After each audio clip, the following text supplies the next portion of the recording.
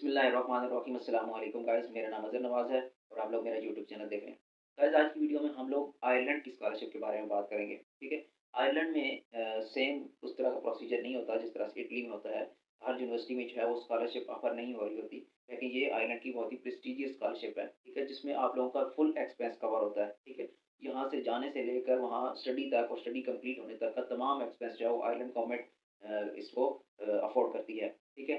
इस स्कॉलरशिप में कंपटीशन बहुत टफ होता है और आप लोगों को बहुत ज़्यादा मतलब मेहनत करनी पड़ेगी, कम्पीट करना पड़ेगा, तब आप इस स्कॉलरशिप को अवेल कर सकते हैं। स्कॉलरशिप का प्रोसीजर और यूनिवर्सिटी में एडमिशन का प्रोसीजर दोनों डिफरेंट है। ठीक है। एडमिशन के लिए आप लोगों को फर्स्ट अप्लाई करना पड़ता है और उसके बाद जैसे ही आपका एडमिशन सिक्योर हो, आप स्कॉलरशिप के लिए अप्लाई कर सकते हैं। और अगर आप एलिजिबल होंगे, वो आप लोग अगर टेस्ट लेते हैं या इंटरव्यू लेते हैं, वो आप लोगों को सिलेक्ट कर लेंगे। आयरलैंड की स्कॉलरशिप का फ़ायदा ये है कि आयरलैंड की वीज़ा रेशो बहुत अच्छी है। ठीक है।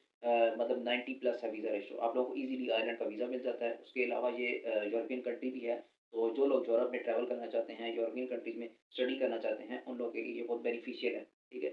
और इसमें जो है वो बहुत सारे ऑलमोस्ट प्रोग्राम, सभी प्रोग्राम्स के लोग इसमें अप्लाई कर सकते हैं।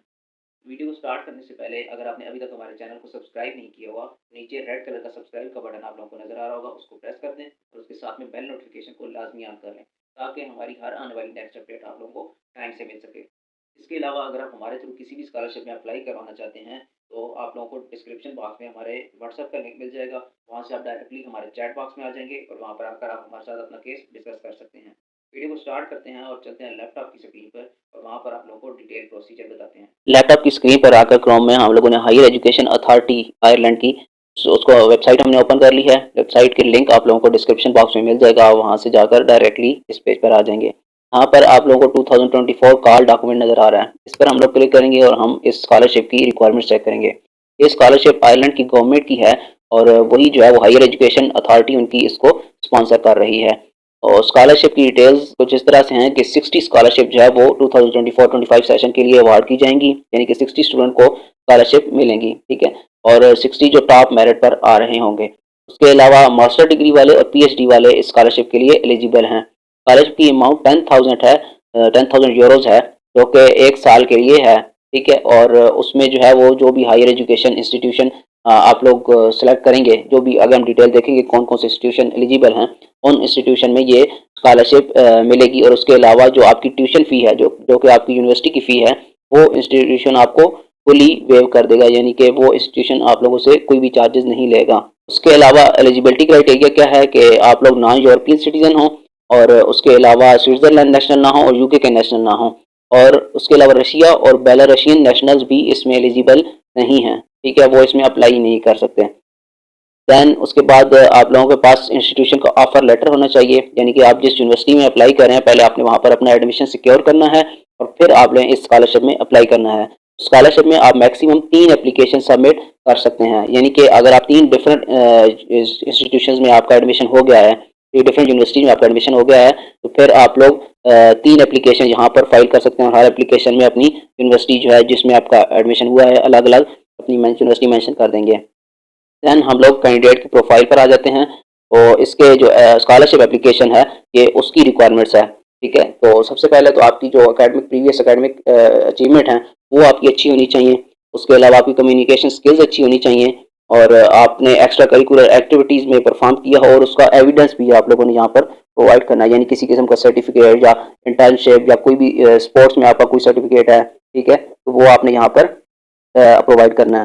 दैन आप लोगों ने जो स्टेटमेंट ऑफ पर्पस या मोटिवेशन लेटर जो आपने लिखना है, उसमें आप लोगों ने ये चीज़ें एक्सप्लेन करनी है कि क्यों आपकी स्टडी आयरलैंड में ज़रूरी है और क्यों जो है ये स्कॉलरशिप आप लोगों के लिए ज़रूरी है। आप इस स्कॉलरशिप के थ्रू कौन कौन से अपने लॉन्ग टर्म गोल्स को अचीव कर सकते हैं, ये चीज़ें आप लोगों ने अपने स्टडी प्लान जो है या स्टेटमेंट ऑफ पर्पस जो है उसमें आप लोगों ने मेंशन करनी है। दैन एवेल्युएशन क्राइटेरिया आ जाता है और टोटल जो है वेरिएशन के लिए 100 मार्क्स जो है वो रखे गए हैं। उन 100 मार्क्स में से एकेडमिक क्वालिफिकेशन या अचीवमेंट या वर्क एक्सपीरियंस, यानी जो भी आपकी प्रीवियस हिस्ट्री है, ठीक है, उसके 40 मार्क्स हैं, जिसमें आप लोगों का वर्क एक्सपीरियंस भी आ जाता है, कोई अवार्ड्स अचीवमेंट, ठीक है, एक्स्ट्रा करिकुलर एक्टिविटीज़ के अवार्ड्स और उसके अलावा जो एकेडमिक क्वालिफिकेशन है या उसमें कोई अच्छी अचीवमेंट है, उनके 40 मार्क्स हैं। पर्सनल स्टेटमेंट जो है, यानी कि जो आपकी स्टेटमेंट ऑफ पर्पस होगा, ठीक है, उसके टोटल 45 मार्क्स हैं, जिसको 15 मार्क्स के हिसाब से 3 कैटेगरीज में डिवाइड किया गया है। जो इस स्कॉलरशिप में स्कॉलरशिप होल्डर बनने के जो बेनिफिट्स हैं वो 15 मार्क्स उस चीज़ के हैं, उस चीज़ को आप डिस्क्राइब करेंगे। इसके अलावा 15 मार्क्स में आप लोग ये डिस्क्राइब करेंगे कि आप लोग किस तरह से आयरिश सोसाइटी या आयरलैंड में इस चीज़ को अपने जो है वो स्टडीज़ को किस तरह से वो आप लोग देख रहे हैं और किस तरह से आप लोग इन्वॉल्व हो सकते हैं आयरिश सोसाइटी के अंदर, ठीक है। और थर्ड जो है वो 15 मार्क्स होंगे कि आपकी लॉन्ग टर्म जो इंटरेस्ट हैं आयरलैंड में, ठीक है, उन चीज़ों को आप डिस्क्राइब करेंगे स्कॉलरशिप के अकॉर्डिंग, ठीक है। तो स्कॉलरशिप आप लोगों के लिए क्यों ज़रूरी है, ये 45 मार्क्स में आपका जो स्टेटमेंट ऑफ पर्पज़ है, पर्सनल स्टेटमेंट है, उस चीज़ को डिवाइड किया गया है। देन 15 मार्क्स जो है वो आप लोगों के जो रेफरेंसेस हैं, रिकमेंडेशन लेटर हैं, जो आप लोग अपने प्रीवियस वर्क एक्सपीरियंस जहाँ पे आपने किया है वहाँ से आप ले सकते हैं। उसके अलावा आप अपनी प्रीवियस जो यूनिवर्सिटी है उनके प्रोफेसर से ले सकते हैं, वो 15 मार्क्स उस चीज़ के होंगे। देन असेसमेंट और अवार्ड प्रोसीजर क्या है स्कॉलरशिप का, हम लोग ये देख लेते हैं कि सबसे पहले जब आप एप्लीकेशन स्कॉलरशिप के लिए सबमिट करेंगे, जब आपको ऑफर लेटर किसी यूनिवर्सिटी का मिल जाएगा, उसके बाद आप लोग स्कॉलरशिप की एप्लीकेशन सबमिट करेंगे। स्कॉलरशिप की एप्लीकेशन जो सबमिट होगी वो सबसे पहले आपके उस इंस्टीट्यूशन के पास जाएगी कि जहाँ पर आपने अपना एडमिशन सिक्योर किया है, उस इंस्टीट्यूशन को पहले वो स्कॉलरशिप की एप्लीकेशन फॉरवर्ड की जाएगी और वो उसको एवेल्यूएट करेंगे। और वो किस बेसिस पर एवेल्यूएट करेंगे, आपके कंट्री ऑफ ओरिजिन के हिसाब से और प्रोपोज स्टडी साइकिल, यानी कि जिसमें भी आप जो है जिस प्रोग्राम में भी आप अप्लाई कर रहे हैं उसको देखकर, और फील्ड ऑफ स्टडीज़ क्या है और इंस्टीट्यूशन कैपेसिटी, इन डिफरेंट चीज़ों को सामने रखते हुए वो आपकी जो एप्लीकेशन है उसको असेस करेंगे। और फिर उसके बाद आपका जो भी रिजल्ट होगा वो हायर एजुकेशन अथॉरिटी को फॉरवर्ड कर देंगे। अगर आप वहाँ से एलिजिबल हो जाते हैं तो फिर हायर एजुकेशन अथॉरिटी अपनी रिक्वायरमेंट्स के हिसाब से चेक कर लेगी। देन नेक्स्ट हम लोग इसकी जो मार्क्स हैं वो हम लोग देख लेते हैं कि मिनिमम कितने मार्क्स जो है वो आप लोग सिक्योर करें तो आप लोग एलिजिबल हो सकते हैं। तो यहाँ पर जो मेंशन है वो ये है कि मिनिमम 60 मार्क्स जो है वो आप लोगों ने लाजमी सिक्योर करने हैं, जो ऊपर मार्क्स की डिवीजन बताई गई है उसके अकॉर्डिंग।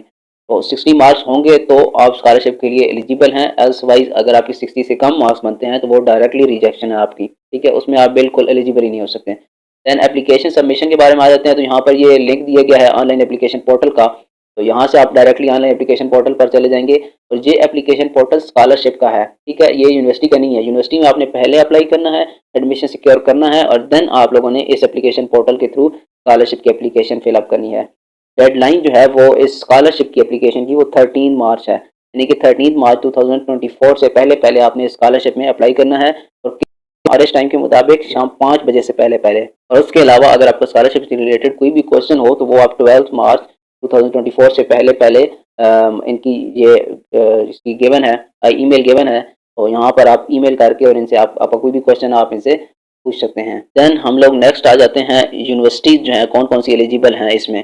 तो यहाँ पर जो है वो एलिजिबल इंस्टीट्यूशन फॉर कॉल और एप्लीकेशन 2024 ये हेडिंग दी गई है। तो इसमें हम लोग देख लेते हैं कौन कौन से, सबसे पहले तो जो है वो कौन कौन से अवार्डिंग बॉडीज़ जो हैं इसकी हैं, इसमें क्वालिटी एंड क्वालिफिकेशन आयरलैंड, ठीक है, टेक्नोलॉजिकल यूनिवर्सिटीज़ हैं, उसके अलावा मेडिकल जो यूनिवर्सिटीज़ हैं वो हैं, उसके अलावा आयरिश यूनिवर्सिटीज़ हैं, ये डिफरेंट अवार्डिंग बॉडीज़ हैं। नीचे फिर आप लोगों को यूनिवर्सिटीज़ की लिस्ट भी दे दी गई है कि कौन कौन सी यूनिवर्सिटीज़ हैं जो कि इस स्कॉलरशिप के अंडर आ रही हैं। तो यहाँ से आप लोग हर यूनिवर्सिटी के जो है वो ओपन कर सकते हैं वेबसाइट, ठीक है, जहाँ से यूनिवर्सिटी को आप इस तरह से कॉपी करके और राइट क्लिक करेंगे तो यहाँ पर जो है वो सर्च फॉर गूगल यहाँ पर करके और डायरेक्टली आप जो है वो गूगल पर इस यूनिवर्सिटी को सर्च कर लें और फिर उसके बाद जो है वो आप यूनिवर्सिटी की वेबसाइट पर जाकर आप लोगों ने उसका एप्लीकेशन प्रोसीजर देख लेना है, ठीक है। लेट सपोज मैं ये एक यूनिवर्सिटी सेलेक्ट करता हूँ, तो मैं सर्च फॉर गूगल करता हूँ, तो यहाँ पर न्यू टैब आप लोगों को ओपन हो गई है, ये यूनिवर्सिटी की वेबसाइट आप पर आ गई है।